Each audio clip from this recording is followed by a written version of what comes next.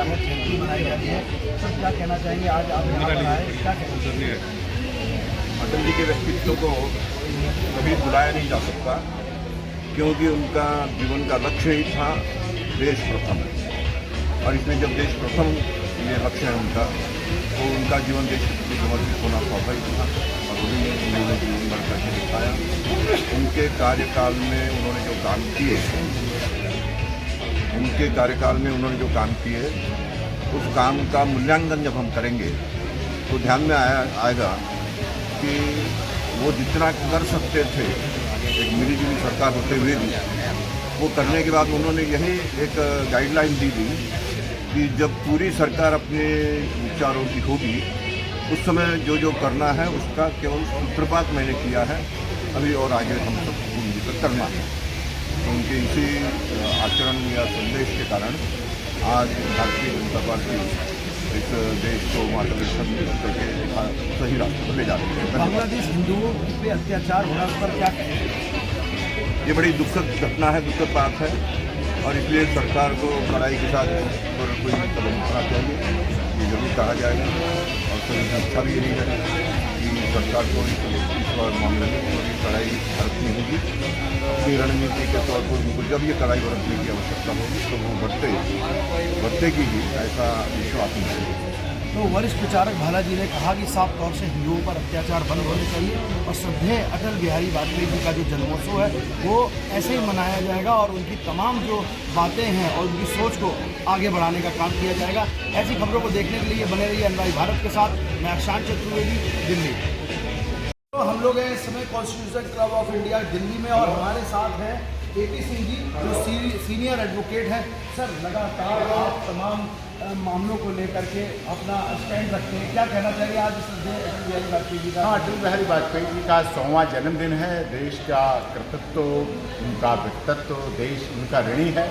और उन्होंने जो अपने प्रधानमंत्री काल में, चाहे 13 दिन का काल रहा हो, चाहे बाद वाला रहा हो, चाहे भारतीय जनता पार्टी के राष्ट्रीय अध्यक्ष रहे, चाहे 2 सांसदों से 200 तक की यात्रा और बाद में 400 तक का सफ़र कहा गया, उसमें वास्तव में छवि माननीय अटल बिहारी वाजपेयी जी की दिख रही है। और भारत रत्न का जो सम्मान है उनके लिए बहुत बड़ा सम्मान इस देश के लोगों ने दिया, दिलों में उनके है। भारत देश के लोगों के दिलों में ऐसा नेता का व्यक्तित्व, ऐसे वक्ता का व्यक्तित्व, ऐसे कवि का व्यक्तित्व, ऐसे कवि हृदय सम्राट कहें, कवि द्रोही सम्राट कहेंगे, उन्होंने अपनी कविता के माध्यम से पाकिस्तान को भी जवाब देना चाहा तब दिया। और चाहे बांग्लादेश की एकता की बात जो आज बांग्लादेश में हो रहा है, उससे अगर आज अटल बिहारी वाजपेयी जी होते, निश्चित तौर पर दुखी होते, तो बॉर्डर्स पे हो रहा है पाकिस्तान के, उससे निश्चित तौर पर दुखी होते, क्योंकि उन्होंने सबको एक लेके चलने का काम किया और भारत की एकता अखंडता के लिए भी लगातार होने के लिए अनराई भारत के साथ मैं अक्षांश चतुर्वेदी। नमस्कार मित्रों, इस समय हम लोग हैं constitution club of India Delhi में और यहाँ पर चल रहा है अटल बिहारी वाजपेयी श्रद्धेय भारत रत्न उनके आज जयंती महोत्सव। आज हम बात करने के लिए हमारे साथ हैं पूर्व महिला आयोग की अध्यक्ष दिल्ली, उनसे बात करेंगे। मैम, पहले तो परिचय दीजिए और आज जो कार्यक्रम में आई है क्या कहना चाहिए? मैं सरकारी अधिवक्ता उत्तर प्रदेश सुप्रीम कोर्ट में अधिवक्ता हूँ और मैं दिल्ली राष्ट्रीय महिला आयोग की अध्यक्षा रह चुकी हूँ, जिसके प्रति मुझे बहुत लगाव था और बहुत सुविधाएं और मेरे समाधान निकाले, जिसकी प्रेरणा और जिसका प्रेरित मैं हुई श्रीमती इंदिरा शास्त्री जी, स्वर्गीय लाल बहादुर शास्त्री जी की पुत्रवधू, जो कि हमारी महिला मोर्चा अध्यक्ष थी। उनके साथ मुझे अटल बिहारी वाजपेयी 7 डेज कोर्स, जब वो प्रधानमंत्री थे तब हम लोगों को बहुत बार मौका मिला उनसे 1 to 1 परिचय का, बातचीत का, समाधान का और समस्याओं के निवारण का, जो उसके लिए मैं बहुत कृतज्ञ हूँ। और मैं आज अटल जी की सभी शताब्दी पर इसलिए आई हूँ कि मुझे उनसे एक आत्मीयता वाला लगाव है, ना कि पॉलिटिकल लगाव है। मैं उनसे राजनीतिक तौर से नहीं, व्यक्तिगत तौर से उनके उसूलों से, उद्देश्य से, उनके कार्यकर्ताओं के प्रति प्रेम से मैं बहुत प्रेरित हूँ और उसके प्रेरणा से मैं अटल जी का आज 100वां शताब्दी दिवस मनाने यहाँ कॉन्स्टिट्यूशन क्लब आई हूँ। आपका बहुत बहुत धन्यवाद। बहुत बहुत धन्यवाद आपका। और सबसे बड़ी बात क्योंकि अटल जी के जो साथ और उनके समय में बहुत सारे लोगों ने कार्य किया और आज ये शताब्दी समारोह उन्हीं के जो जुड़े हुए लोग उनके समय में कार्य करने वाले लोगों के साथ मनाया जा रहा है कॉन्स्टिट्यूशन क्लब में। और सबसे बड़ी बात और यहाँ पर तमाम जो गणमान्य लोग आए हैं, कोर्ट और जो आपके जो जुडिशरी से जुड़े हुए तमाम, और वीके सिंह जी आए हैं जो हाल ही में मिजोरम के राज्यपाल हुए, और तमाम वक्ता यहाँ पर मौजूद रहे। हम सब आपको दिखाएंगे, बने रहिए एनआरआई भारत के साथ। मैं अक्षांश चतुर्वेदी, दिल्ली। लोग हैं इस समय कॉन्स्टिट्यूशन क्लब में और हमारे साथ तमाम आज अटल बिहारी वाजपेयी जी का जन्मोत्सव मनाने के लिए तमाम लोग आए, उनसे बात करते हैं। एकाएक क्या कहना चाहिए मैम, क्या नाम है आपका? नमस्कार, मैं नीरू सहगल आनंद, मैं एक रिफॉर्मर हूँ, सोशल एक्टिविस्ट हूँ, इवेंट ऑर्गेनाइजर हूँ। तो हाँ जी, बिल्कुल आज मैं कहना चाहूँगी थैंक यू डॉक्टर अधीश अग्रवाला जी जिन्होंने हमें यहाँ इनवाइट किया। और हम सब आज अटल बिहारी वाजपेयी जी के जन्मदिन के उपलक्ष्य पर यहाँ मिले हैं। आज उनका 100वां जन्मदिन है, तो बस मैं उनकी चंद लाइनें याद करना चाहूँगी और कहूँगी कि सभी लोग आप इस अपनी लाइनों को जीवन में ज़रूर उतारिएगा। कदम मिलाकर चलते रहना, कदम मिलाकर चलते रहना, पाँव में अंगारे होंगे, कदम मिलाकर चलते रहना, सिर पर फटेंगी बहुत सारी ज्वालाएं, मगर कदम मिलाकर चलते रहना। तो उनकी इसी शिक्षा को हम चाहते हैं कि सभी लोग अमल करें। धन्यवाद। क्या कहना चाहिए? नमस्कार, मेरा नाम यकांशा वशिष्ठ है। मैं ये कहना चाहूँगी कि जब मैं बचपन से बड़ी हो रही थी तो मेरे पिताजी मुझे हर बार कभी भी कोई एग्ज़ाम थोड़ा कम हुआ, मार्क्स अच्छे नहीं आए और मैं अपसेट होती थी तो मुझे बोलते थे कि एक ऐसी प्रार्थना याद कर लो। तो उन्होंने प्रार्थना क्या बताई थी, वो जो पंक्ति है जो अटल बिहारी वाजपेयी जी की है, वो ये है कि हार नहीं मानूंगा, रार नहीं ठानूंगा। एंड ट्रस्ट भी मैंने अपने बचपन से उसको इनकॉर्पोरेट किया है। वैसे तो अटल जी के और हमारे फैमिली के काफ़ी पुराने ताल्लुकात रहे हैं। मेरे दादाजी पंडित Dharmveer Vashishtha ji member of parliament रहे थे, तो वो कवि सम्मेलन कराते थे, उनको बहुत शौक था, हर साल होता था। तो अटल जी हमारे नेटिव गाँव सिही फरीदाबाद में हमारे घर पे आए थे, कवि सम्मेलन में हमारे साथ हो रहे थे। मैं नहीं थी उस टाइम पे, बट मेरे पास पिक्चर्स है, वो पिक्चर्स देखती हूँ और बहुत गौरव फील करती हूँ कि वाह क्या पर्सनैलिटी थी। आज के कार्यक्रम के बारे में मैंने जो एक चीज़ नोटिस करी, जो मैं करने की जगह देखूँ, कॉन्स्टिट्यूशन क्लब, अटल जी वही पर्सन है जब इमरजेंसी के बाद जिन्होंने कॉन्स्टिट्यूशन के लिए सबसे बड़ी फाइट की, वो अटल जी की फाइट। और फिर आज क्या सम्मेलन बना है कि वो आज कॉन्स्टिट्यूशन क्लब में ही हम उनको सेलिब्रेट कर रहे हैं। सो आज उनका 100वां जन्मदिन है। विपक्ष कई बार कहता है कि अटल जी या उनकी जो बीजेपी है वो संविधान पर आघात कर रही है, इसके लिए क्या कहें? नहीं, संविधान देखिए, मैं अधिवक्ता हूँ, अगर मैं आपको एक बिल्कुल स्पष्ट बात बोलूँ, आपको पता है कि 42 संशोधन आया था, तो क्या हुआ था जब इमरजेंसी हुई थी, तो उस वक्त क्या कॉन्स्टिट्यूशन के साथ हुआ था।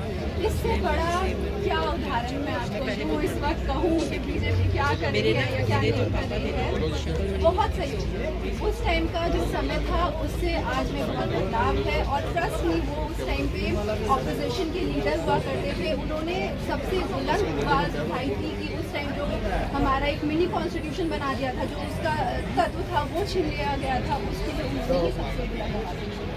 तो साफ बात है कि श्रद्धेय अटल जी के लिए रार नहीं ठानूंगा, हार नहीं मानूंगा। तो जो इनकी जो ये लाइनें हैं, हर युवा, हर अधिवक्ता, हर जर्नलिस्ट इस बात को मानता है, उनके पथ चिन्हों पे चलने की कोशिश करता है और तमाम और भी अधिवक्ता हार नहीं मानते थे। और जो बात कहनी थी वो सरल स्वभाव के थे, जो बात उन्हें कहने थे मुँह पर कहते थे, और वो अपने देश को बहुत आगे लेके चला गया। और अटल वाजपेयी एक सच्चे ईमानदार छवि के थे, उन्होंने अपने लिए कुछ भी मतलब नहीं किया, देश के लिए बहुत कुछ किया। और उनकी प्रेरणा हमें सीखना सिखाने को मिलती है, उन्हीं की संभावना हम चाहते हैं। बहुत बहुत धन्यवाद सर। आज अटल जी का जो जन्मोत्सव चल रहा है उसमें क्या कहना चाहेंगे? अपना परिचय भी दीजिएगा। देखिएगा, मैं तो एक बहुत ही साधारण सा आम आदमी हूँ। जी जी। इंडियन ऑयल से रिटायर हुआ काफ़ी सालों से। जनरली राजनीतिज्ञों के बारे में बहुत अच्छी राय नहीं रखता, उनको माफ कीजिएगा मुझे। पर अटल जी का सवाल है, योगी जी का सवाल है, अडवाणी जी का सवाल है, इनकी तो हम पूजा करते हैं। अटल जी के जैसा व्यक्तित्व तो शायद ही भारत की कोई और भी निकाल। बिल्कुल बहुत सच्चे इंसान रहे, स्पष्टवादी थे, बहुत निर्मल हृदय के कवि थे। उन जैसा इंसान परमात्मा से प्रार्थना रहेगी कि भगवान दोबारा पैदा करे। योगी जी के अंदर शायद वो बात है। मोहन भागवत जी चाहते हैं देश में सांप्रदायिक सद्भावना बनी रहे, राष्ट्रीय सद्भावना बनी रहे, राष्ट्रीय एकता बनी रहे। और इसी दृष्टिकोण से जब 2014 में मोदी जी आए थे ये नारा लगाया था कि सबका साथ, सबका विकास, सबका विश्वास, सबका प्रयास। और उसी नारे के तहत हम लोग आज चल रहे हैं। राम जन्मभूमि पर विजय प्राप्त हो गई है, काशी विश्वनाथ मंदिर पर विजय प्राप्त हो गई है, मथुरा के जन्मभूमि में भी हमको विजय मिलेगी। ये महंत वेदनाथ जी का प्रस्ताव था। महंत वेदनाथ जी ने कहा था, स्वामी वामदेव जी ने कहा था, परमहंस रामचंद्र दास जी ने कहा था, 3 मंदिर हम देंगे, चौथे की मांग नहीं करेंगे। एक सवाल और है, हिंदुओं को लेकर जो एट्रोसिटीज हो रही है, आपको क्या कहना है? मैं तो बता दिया, भारत को चाहिए कि 271 वाली बात न करें। 71 में इंदिरा गांधी की गलती गिनाते ही ये हुआ, उसी समय बांग्लादेश न बना करके उसको भारत में विलय कर लेना चाहिए। मैं चाहता हूँ कि भारत की सेना अटैक करके बांग्लादेश को भारत में मिलाने का काम करे। आज आप आए अटल जी की आज जो जयंती मनाई जा रही, क्या कहना चाहिए? अटल जी की जयंती के अवसर पर जिला समग्र योजना का जो भी समन्वय किया है, नदियों को जोड़कर समग्र नदियों की स्वच्छता का काम इसमें होना चाहिए, ये मेरा है। एक और बयान दिया कि मंदिर जो मस्जिद ना तोड़े जाएं, क्या कहना है? बिल्कुल सत्य बात है। हाँ, किसी को तोड़कर, किसी को लोगों को जोड़कर समाज को साथ में ले चलने की आवश्यकता। जैसा कि आपने कहा कि मथुरा का जो मंदिर है, जब उसमें आप बात डाल रहे हैं, उसके बाद जो विपक्ष और तमाम जो लोग उससे मथुरा की जन्मभूमि सिद्ध हो गया है, वो मंदिर था, मंदिर है, मंदिर रहेगा। काशी विश्वनाथ ज्ञानवापी मंदिर है, मंदिर था, मंदिर रहेगा, ये सिद्ध हो चुका है। इसलिए हमने एक की मांग किया था, तो उन पर चल रहे हैं। हम किसी अन्य चौथे की मांग नहीं करते। कल्कि भगवान का मंदिर है, कल्कि भगवान प्रकट होंगे, इसलिए कल्कि भी भगवान का मंदिर है, इसमें कोई संदेह नहीं। बिल्कुल सही कहा। साफ तौर से रामविलास गुरुजी मार्गदर्शन करने के लिए बहुत बहुत धन्यवाद। जो मंदिर है, चाहे वो ज्ञान व्यापी हो और राम मंदिर बन ही चुका है, और मथुरा का जो मंदिर है वो मिलके रहेगा। और जो संभल में जो कल्कि भगवान, चूँकि गीता और पुराणों के अनुसार वहाँ पर प्रकट हो रहे हैं, तो संभल में भी भव्य मंदिर बनाने की तैयारी है। ऐसी खबरों को देखने के लिए बने रहिए अक्षांश चतुर्वेदी के साथ। अनुराग भारत, दिल्ली। बर्थडे सेलिब्रेशन के ऊपर हम सब लोगों को इकट्ठा किया है। हमारे परवेश जी को बुलाया, सुधांशु जी को बुलाया, स्वामी जी को बुलाया, शास्त्री सोमकर जी को बुलाया, सब लोगों को जो आज इकट्ठा किया, और यह जो प्रोग्राम रखा है यह बहुत सराहनीय है। पब्लिक कॉज के लिए काम करते हैं ये। और मैंने इनको बार काउंसिल ऑफ इंडिया के आप मेंबर रहे, सुप्रीम कोर्ट के आप प्रेसिडेंट रहे। मैंने कभी भी जिंदगी में इनको उदास या हारते हुए नहीं देखा। बहुत सारे महानुभाव यहां पर हैं। एंड अटल जी का व्यक्तित्व और अटल जी थे। जैसा नाम था वैसे ही उनका स्वभाव था, वैसे ही उनकी गंगा समग्र, जो गंगा का जो सफाई का अभियान हमारे प्रधानमंत्री जी ने जो चालू किया, ऑर्गेनाइजेशन बहुत पहले से, पर असली अब काम जो होना चालू हुआ है वो उसके कोऑर्डिनेटर हैं। मैं आप सबका वेलकम मैं करता हूं इस मौके पर। और Shastri ji doctor Vijay of parliament हैं और नेशनल स्पोर्ट्स पर्सन बीजेपी के, क्योंकि कहते हैं दीपक करें अंधेरा, यही हो गया, तो दूर का दीप जलता है तो नजदीक का चश्मा। और सूर्य प्रकाश खत्री जी हैं, हमारे जो सूर्य प्रकाश खत्री जी उस टाइम ऑनरेरी सेक्रेटरी थे बार काउंसिल ऑफ दिल्ली के। इन्होंने ही प्रधानमंत्री जी से टाइम लेके और उनसे अरुण जेटली जी के सहयोग से जो वकीलों की जो फाइनेंशियल हेल्प के लिए जो स्कीम चालू करी थी, वो प्रधानमंत्री अटल बिहारी वाजपेयी ने हमारे सूर्य प्रकाश खत्री जी के कहने से करी थी। तो ये आज जो वकीलों ने भारतीय जनता पार्टी करे वो अलग बात है, आज जुनून और एक बार उनके घर पे प्रोग्राम हमारा नेशनल रोड अवार्ड का हुआ, तो हम भूल नहीं सकते हैं। आज हम सब उनको याद करते हैं। तुम्हें मानना नहीं है यार। अब करो जो तुमने जलाते वो जलाते हो। था उसको कहा नहीं जा सकता। अटल जी के साथ मेरी और भी मेमोरी जुड़ी हुई है। एक बार रात्रि में लगभग अजात शत्रु, भारत रत्न, पूर्व प्रधानमंत्री आदरणीय अटल बिहारी वाजपेयी जी के 100वें जन्म जयंती के अवसर पर आदरणीय आदेश अग्रवाल जी द्वारा आयोजित कॉन्स्टिट्यूशन क्लब ऑफ इंडिया के स्पीकर हॉल में इस कार्यक्रम में मंच पर उपस्थित परम पूज्य वेदांत जी महाराज, सभी अतिथिगण, उपस्थित बंधु और बहनों, मैं विज्ञानी होने के नाते श्रद्धेय माननीय अटल बिहारी वाजपेयी जी से मेरा कोई व्यक्तिगत जुड़ाव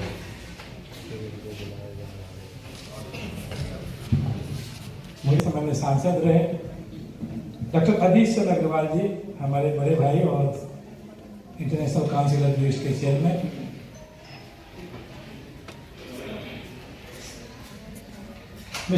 श्री लक्ष्मी नारायण भल्ला जी हमारे राष्ट्रीय स्वयंसेवक संघ के प्रचारक, वरिष्ठ प्रचारक। और हमारे बीच में श्री प्रवेश खन्ना जी, उपस्थित आप सभी महानुभावगण, अधिवक्तागण, मंचासीन सभी गणमान्य विभूतियां, बहनों, भाइयों,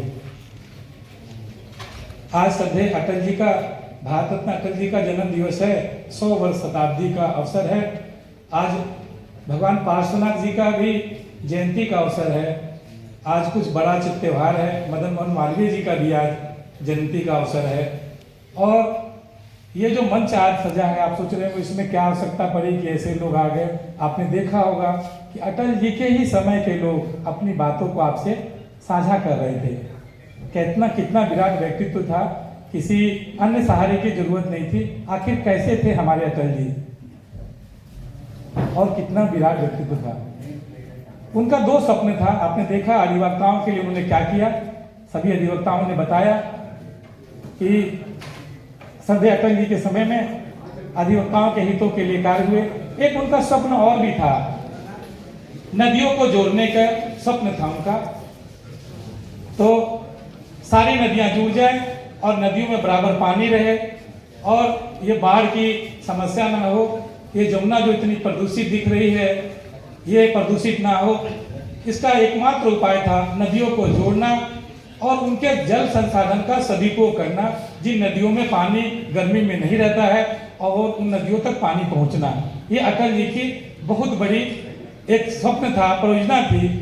और ऐसा ही कुछ हमारे भी सभी कार्यकर्ताओं ने सोच करके गंगा समर के माध्यम से संकल्प लिया, अविरल गंगा निर्मल गंगा, यानी माँ को हम अपने जीवन में जैसे अपने आराध्य का देव स्थान प्राप्त कर लिए और हमारा मंदिर निर्माण, भव्य मंदिर निर्माण हुआ, हमारा स्वप्न साकार हुआ।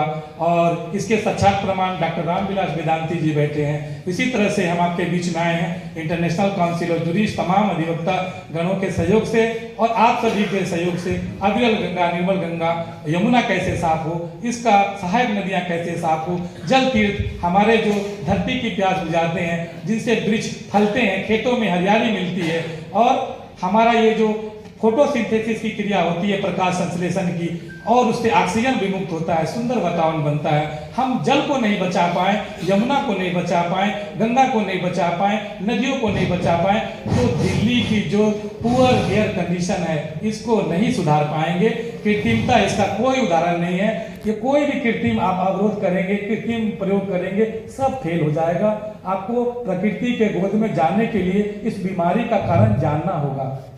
यमुना जी ये इतना काम कर रहे, पता सबको है नहीं, तो इसके लिए हम आपसे सहयोग इसीलिए कर रहे हैं डॉक्टर आदेश जी। हम जानते हैं आप प्रिंसिपल है, चेयरमैन है, टोकते हैं हम लोग, अच्छी बात है, तो लेकिन ये आपको कानूनी रूप से सरकार को बाध्य करना होगा, जैसे एनजीटी का प्रावधान है। तुम्हारे से ज्यादा कौन कर सकता है, तुम ज्यादा नजदीक हो सरकार के। नहीं, श्रद्धेय अटल जी का तो हम प्रिय पात्र थे, जैसा उन्होंने कहा हम लोग चले जाते थे, कोई रोक नहीं थी। अभी कल माननीय मुरली मनोहर जोशी जी का भी फोन आया, उनके यहाँ भी कार्यक्रम है, हम लोग जाएंगे। हम लोग को कृपा मिली है उनसे और इसके हम उनके ऋणी हैं और उनको हम अपनी श्रद्धांजलि देते हैं। और आप सभी से एक प्रार्थना करते हैं कि सूर्य भगवान की पुत्री है यमुना मैया, है ना, और शनि जी उनके क्या है, पुत्र हैं। तो सूर्य पुत्री है और शनि जी पुत्र हैं, और शनि से बचने के लिए आप हर दिन शनिवार को मंदिर मंदिर घूमते हैं, लेकिन मुक्ति नहीं मिलती है। क्यों? क्योंकि उनकी बहन दिल्ली में ही परेशान है। क्यों? और बहन परेशान होगी तो कोई छोड़ेगा भाई? तो दिल्ली में परेशान है हमारे डॉक्टर आदित्य जी, इसीलिए, और सूर्य की पुत्री है इसलिए टेम्परेचर दिल्ली का बहुत ज्यादा है, क्योंकि सूर्य भगवान भी आप पर कुपित है। ये शास्त्र की बात बोल रहा हूँ, माननीय वेदांती जी आपका मार्गदर्शन करेंगे।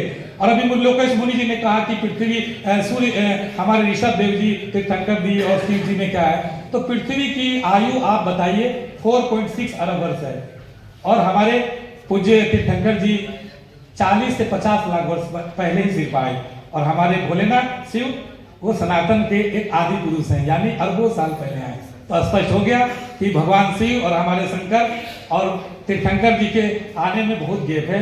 और हमारे शिव और महादेव के लिए जानना हो तो गूगल सर्च कर लीजिएगा, उसमें आ जाएगा कि आप कैसे जान सकते हैं आयु किनकी क्या है, और इसके लिए ज़्यादा भ्रम की जरूरत नहीं है। शिव हमारे सत्य हैं, सनातन है, और उनके सर पे गंगा मैया है जो ब्रह्मा जी के कमंडल से निकली है, विष्णु जी के चरण को छूती हुई आई है, देवी सुरेश्वरी है, और देवी सुरेश्वरी को महादेव कैलाश पे धारण करते हैं। यदि वो गंदी हुई, अविरल नहीं हुई, तो कोई भी सरकार भारत को सुखी और संपन्न नहीं बना सकती। और अगर गंगा चली गई तो अरबों लोगों के पास में जो जीवन संकट पड़ेगा, ये कृत्रिम जो विकास है, पुल और ये जो जितने भी आप खड़े कर रहे बिल्डिंग, ये धरे के धरे रह जाएंगे। गंगा को बचाना होगा, और उसके साथ नदी जमुना सबसे बड़ी है, उसको आपको निर्मल करना होगा। इसी बात के लिए अटल जी के सपने को आप पूरा करें, नदियों को जोड़ें और हमारे नदियों को बचाएं। धन्यवाद, पुनः मिलेंगे। आपका सादर अभिवादन। धन्यवाद। धन्यवाद। मुझे बड़ी खुशी है आज हमारे बीच मेरे ख्याल में डेजिग्नेट हुए कल रात 24 घंटे नहीं हुए, और पहली पब्लिक अपीयरेंस हमारे जनरल वीके सिंह साहब की, और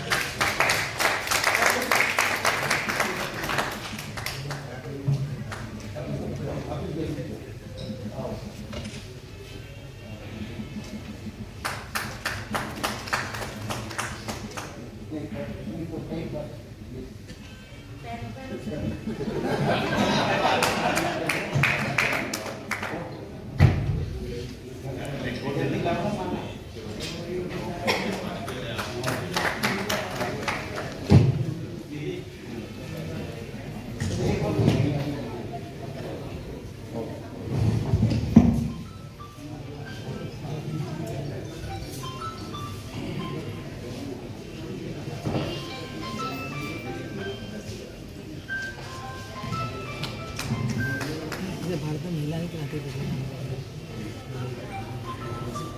हमने वीके जनरल साहब को